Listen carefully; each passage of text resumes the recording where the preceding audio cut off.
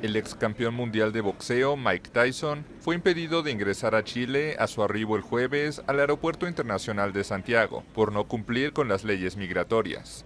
El expugilista sería deportado a Estados Unidos en un vuelo a las 21 hora local. Las autoridades chilenas detallaron que estar condenado o procesado por cualquier delito faculta a la Policía de Investigaciones para impedir el ingreso al país. Tyson, de 51 años, ha enfrentado varios problemas con la justicia.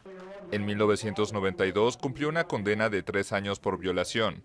En 1997 fue descalificado por morder la oreja de su compatriota Evander Holyfield en un combate.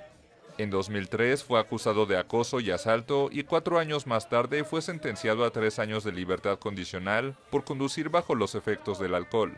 Chile ya le había negado la entrada al país 2 veces en el pasado. El estadounidense pretendía ingresar para acudir a un evento de un canal de televisión y participar de varias actividades publicitarias.